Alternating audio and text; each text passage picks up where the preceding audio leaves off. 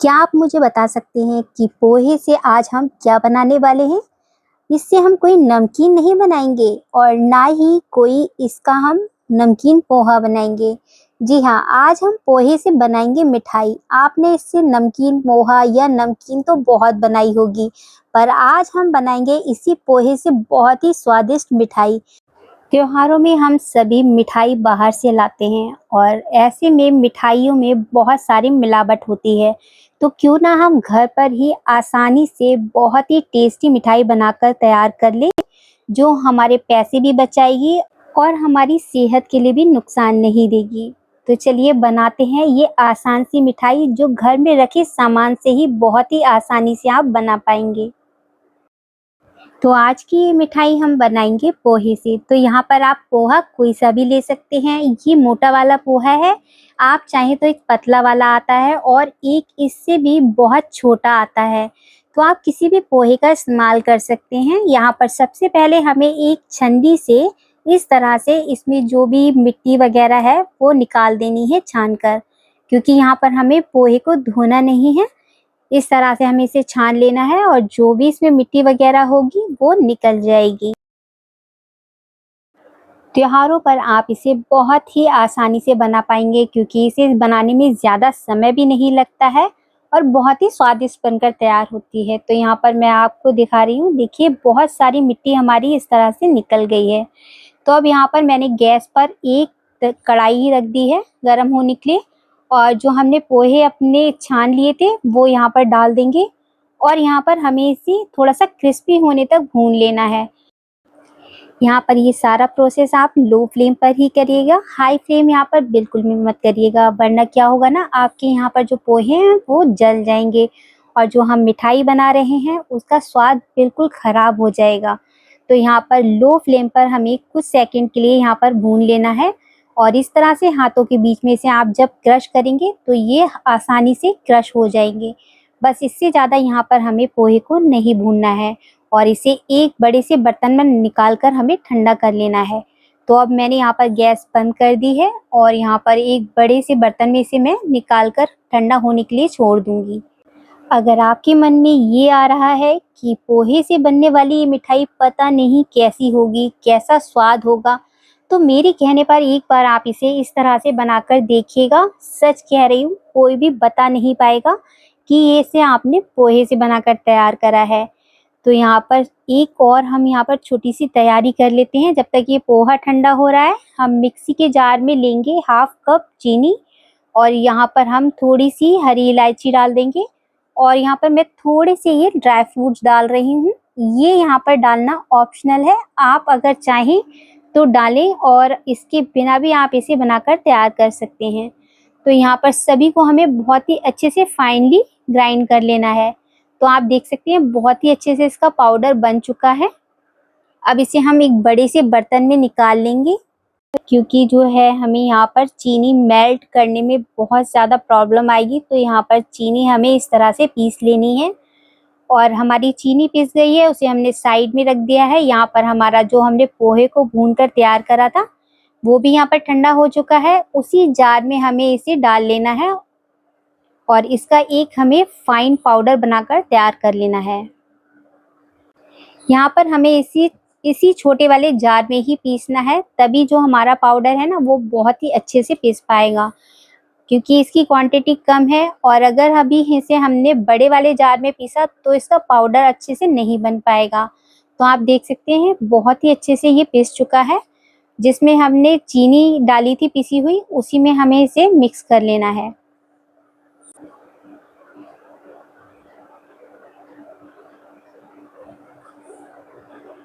तो अब इसी मिश्रण में मैं डाल दूंगी आधा कप भर के मिल्क पाउडर। मिल्क पाउडर यहाँ पर आप कोई सा भी यूज़ कर सकते हैं। तो यहाँ पर हमें आधा कप भर के मिल्क पाउडर डाल देना है और सभी चीज़ों को यहाँ पर हमें एक बार अच्छे से मिक्स कर लेना है इस तरह से।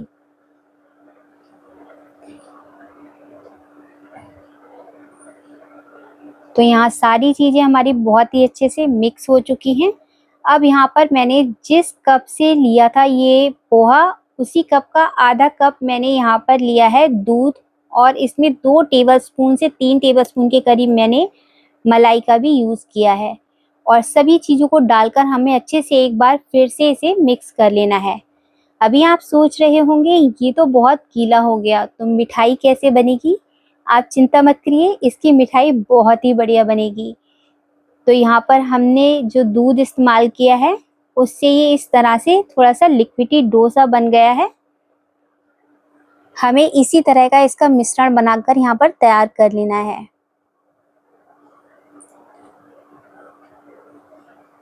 क्योंकि जो हमने पोहा इस्तेमाल किया है वो काफ़ी सारा जो दूध है वो अब्ज़ॉर्ब कर लेगा अपने अंदर, तो इसे हमें कवर करके 5 से 10 मिनट के लिए ऐसे ही छोड़ देना है।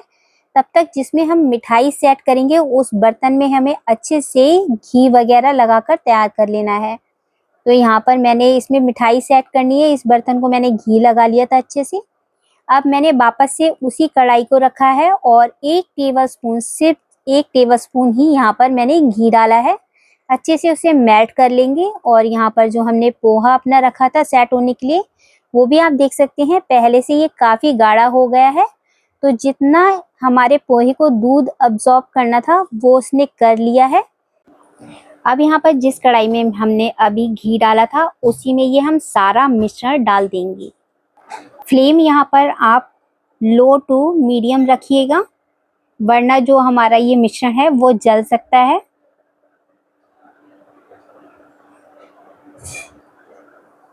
अब इसे हमें लगातार चलाते हुए अच्छे से भून देना है। जब तक ये कढ़ाई ना छोड़ दे तब तक इसे हमें लगातार यहाँ पर इसी तरह से चलाते हुए भूनना है। बिल्कुल भी आप हाथ मत रोकिएगा, वरना जो हमारा मिश्रण है वो बिल्कुल बेकार हो जाएगा, जल जाएगा और स्वाद उसका बहुत ही ज़्यादा ख़राब हो जाएगा। तो इसी तरह से हमें चलाते हुए जब तक ये अच्छे से भुन ना जाए, हमें इसे चलाते रहना है।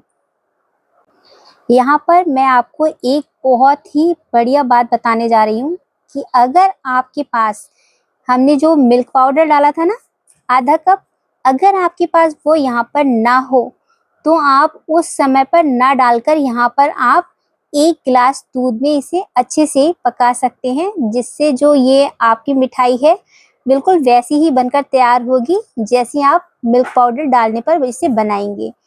तो इसे इस तरह से हमें पका लेना है। देखिए आप, सारा मिश्रण जो है कढ़ाई अच्छे से छोड़ चुका है और इसकी जो हमारी मिठाई है बहुत ही बढ़िया बनकर तैयार होगी। तो हमने जो अपने एक बर्तन में घी लगा के रखा था उसी में ये सारा मिश्रण मैं डाल दूंगी और इस तरह से एक स्पैचुला से आप या फिर कटोरी के पीछे से इसे इस तरह से एक जैसा करते हुए फैला दें। अच्छे से इसे हमें फैला देना है एक समान, क्योंकि एक बार ये सेट हो जाएगा फिर ये अच्छे से फैलेगा नहीं। तो मैंने यहाँ पर इसे अच्छे से स्पैचुला से सेट कर दिया है। तो यहाँ पर ये हमारी स्वादिष्ट सी मिठाई पोहे की बनकर तैयार हो चुकी है। देखने से ही ये ऐसे ही बहुत ही टेस्टी लग रही है। तो इसमें आप अपनी पसंद के कोई भी ड्राई फ्रूट्स लगा सकते हैं। मैंने यहाँ पर थोड़े से जो पिस्ते हैं उनको चॉप करके रखा है, तो मैं यहाँ पर इस मिठाई को थोड़े से पिस्ते से गार्निश करूँगी। आप अपने पसंद के यहाँ पर कोई भी ड्राई फ्रूट्स यहाँ पर डाल सकते हैं और अपनी स्वादिष्ट मिठाई को सजाकर और भी स्वादिष्ट बना सकते हैं। तो वैसे तो यहाँ पर अगर आपके पास सिल्वर वर्क हो तो वो भी लगा सकते हैं, क्योंकि त्योहारों का टाइम है तो मिठाई देखने से रिच लगनी चाहिए। तो इस तरह से हमारी ये मिठाई बनकर तैयार है और अब मैं यहाँ पर इसकी कटिंग करूँगी, क्योंकि ये बहुत ही अच्छे से सेट हो चुकी है। यहाँ पर मिठाई को आप किसी भी आकार में कट सकते हैं, जैसे आपको पसंद हो यहाँ पर इसको कट कर सकते हैं। तो यहाँ पर मेरी कट करने से ही आप समझ रहे होंगे कितनी बढ़िया और सॉफ्ट बनकर तैयार हुई है। तो यहाँ पर ये मिठाई की रेसिपी आपको कैसी लगी मुझे कमेंट करके ज़रूर से बताइएगा। पोहे से बनने वाली ये आसान सी मिठाई आप बहुत ही कम समय में और बहुत ही आसानी से बनाकर तैयार कर सकते हैं। अब कोई त्योहार हो या फिर आपका ऐसे ही मीठा खाने का मन करे, कभी भी आप इसे बनाकर एंजॉय कर सकते हैं। आपको ये रेसिपी कैसी लगी मुझे कमेंट्स करके ज़रूर से बताइएगा। इस रक्षाबंधन इसे ज़रूर से ट्राई कीजिएगा। मुझे उम्मीद है आपको ये रेसिपी बहुत ही ज़्यादा पसंद आएगी। तो यहाँ पर आप देख सकते हैं मेरे तोड़ने से ही बहुत ही सॉफ्ट एकदम माउथ मेल्टिंग ये रेसिपी बनकर तैयार हुई है। तो यहाँ पर मैं इस तरह से सारे पीसेस इसके निकाल कर अलग कर लूँगी। तो यहाँ पर आप देख सकते हैं हमारी जो मिठाई है वो कितनी अच्छे से कटी है, एकदम नीट एंड क्लीन। तो बहुत ही अच्छे से इसके पीस कटकर तैयार हुए हैं। इस तरह से आप जब सर्व करेंगे कोई भी आपको बता नहीं पाएगा कि आपने इसे पोहे से बनाया है। अगर अभी तक आपने मेरे इस चैनल को सब्सक्राइब नहीं किया है तो प्लीज़ ज़रूर से सब्सक्राइब कर लीजिएगा। साथ ही में जो बेल आइकन का बटन है उसे भी ज़रूर से दबाइएगा, जिससे मेरे नए वीडियो की नोटिफिकेशन सबसे पहले आप तक पहुंचे। तो बताइए, क्या कोई बता सकता है कि इस टेस्टी सी बर्फ़ी को या फिर मिठाई को हमने पोहे से बनाया है?